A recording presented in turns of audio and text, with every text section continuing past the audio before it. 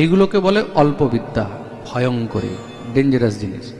তার জন্যই যার তার মুখে পাঠ কেন শুনতে নেই, এই কারণেই শুনতে নেই। কেন না, তো নিজেকে কোনো জ্ঞান আছে, আর উল্টো পাল্টা জ্ঞান দিয়ে মানুষকেও সবসময় ভ্রমিত করে দেবে, মানুষকে পাগল করে দেবে। তার জন্য একমাত্র জ্ঞানী গুণীদের কাছে গিয়েই পাঠ শ্রবণ করা উচিত। শাস্ত্রে বর্ণন রয়েছে, শাস্ত্রে লেখা রয়েছে, কখনো মূর্খ বক্তা, অল্পজ্ঞ বক্তা এদের কাছে পাঠও শুনতে নেই। কেন? তারা নিজেও কিছু জানে না, আর জগৎকে উল্টো পাল্টা ব্যাখ্যা করে, উল্টো পাল্টা বুঝিয়ে ভ্রমিত করে দেবে। তো প্রথম কথা, কর্ণের নাম রাধে ছিল না, কর্ণের নাম ছিল রাধেয়। কি নাম ছিল? রাধেয়। রাধার পুত্র বলে কর্ণকে রাধেয় বলা হতো। রাধেয় পরে অন্তস্তীয় আছে, রাধেয়। ওই বেটা বলছে এখন রাধে। দ্বিতীয়ত নম্বর, এই সংসারের মধ্যে রাধে নাম হাজারো হতে পারে, কিন্তু তার মূল নাম কোথা থেকে এসেছে সেটা তো বুঝতে হবে। হরি নাম, হরি হলেন একমাত্র শ্রীহরি, হরি মানে একমাত্র শ্রীহরি। এখন গ্রামের মধ্যে, পাড়ার মধ্যে কার বাচ্চা হয়েছে, তারও তো নাম হরি রাখতে পারে, ভগবানের নামেই তো রাখবে। কালকে যদি এখন কেউ বলে আরে অমুকের ছেলের নাম হরি, আমি এখন হরি নাম নেব না, হরি নাম নিলে তো অমুকের ছেলের নাম হবে। তার মানে কি? এটা হলো মূর্খতা। এটা কি? হ্যাঁ, আগেকার দিনে কি হতো, মেয়ে ছেলেরা স্বামীর নাম নিত না, আজও অনেক জায়গায় স্বামীর নাম নেয় না, তাই তো?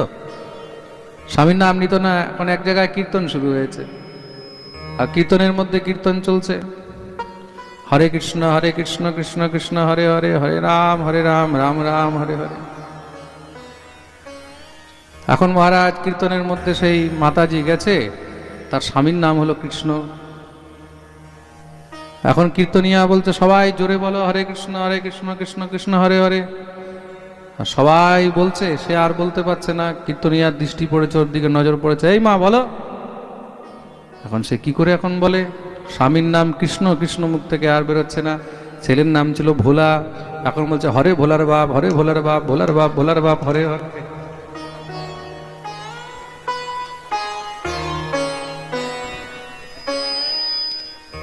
বুঝতে পেরেছ?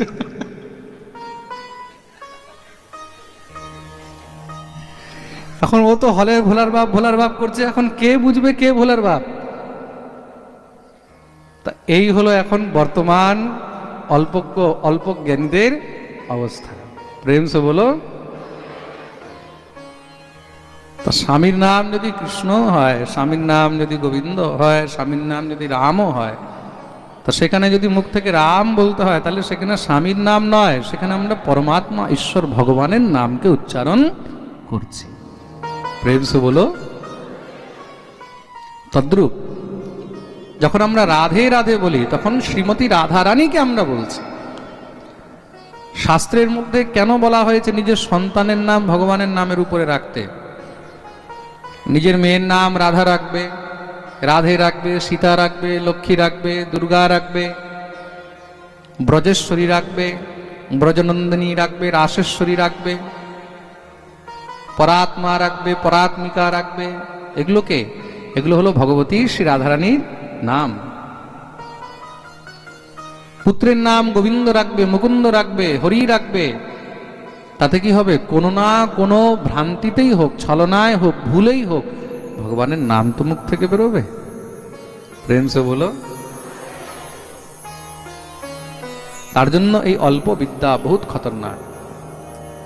মূর্খ বক্তা এবং অল্পজ্ঞ বক্তা এদের কাছে উপদেশও গ্রহণ করিতে নেই। তার জন্য আগেকার দিনে এটা নিয়ম ছিল, উপযুক্ত বিদ্বান, উপযুক্ত বক্তার কাছেই সবাই জ্ঞান অর্জন করার জন্য যেত। যাকে তাকে তখন ব্যাসপীঠে বসতে দেওয়া হতো না। কেন? ব্যাসপীঠে বসে কেউ আলতু ফালতু কথা বলবে, অপব্যাখ্যা করবে, শাস্ত্রের উল্টো পাল্টা ব্যাখ্যা করবে, তখন কি হবে? সমাজের মধ্যে ভ্রান্তি ছড়াবে। প্রেম সে বলো। শ্রী ভরতজি মহারাজ উপদেশ করলেন, ভগবান চরণে পড়ে গেছেন, প্রভু আমাকে আপনি মূর্খই মনে করুন, আমি কিচ্ছু জানি না। শ্রী ভরতজি মহারাজ বললেন, এবার তুমি ঠিক জায়গায় এসেছ। মনে রাখবে, জীবনে কোনোদিন অভিমান করবে না। এই অভিমান হলো মানুষের পতনের মূল কারণ। অভিমানম সুরাপানম গৌরবম ঘোররৌরবম প্রতিষ্ঠা সুকরীবিষ্ঠা ত্রয়ম ত্যক্ত্বা সুখী ভবে। অভিমানম সুরাপানম, অভিমান হলো মদের নেশা থেকেও খারাপ।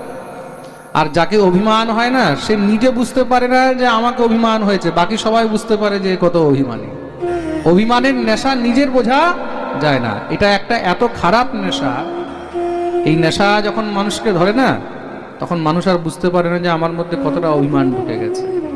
আর এই অভিমান মানুষকে একদম নিচে নামিয়ে দেয়। প্রেম সে বলো রাজন, তুমি তো একটা ছোট্ট সিন্ধু সৌভীর দেশের রাজা, আমি একসময় সম্পূর্ণ ভারতবর্ষের রাজা ছিলাম।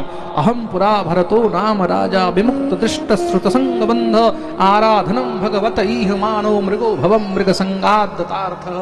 একসময় আমিও এই সম্পূর্ণ ভারতের রাজা ছিলাম, একটা সাধারণ হরিণের মোহে পড়ে আমি হরিণ হয়ে গেছিলাম। মনে রাখবে, জীবনে কখনো কোনো বস্তুর প্রতি আসক্তি রাখবে না, মোহ রাখবে না, অভিমান রাখবে। উপদেশ প্রদান করলেন। সে উপদেশ প্রাপ্ত করে রাজা ভগবত ভজন করে পরমধাম গমন করেছেন। শ্রী ভরতজি মহারাজ পরমধাম গমন করলেন। বলিয়ে ভরতজি মহারাজ কি।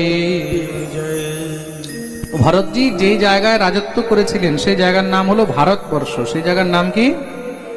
জোরে বলো। ভারতবর্ষ। এই প্রকার আমাদের জম্বু দ্বীপের মধ্যে আরো কিছু বর্ষ রয়েছে। কয়টি বলে? টোটাল 7টি বর্ষ রয়েছে। কয়টি বর্ষ রয়েছে? 7টি বর্ষ। সম্পূর্ণ পৃথিবী সপ্তদ্বীপে বিভক্ত, 7টি দ্বীপের মধ্যে বিভক্ত। কয়টি দ্বীপ?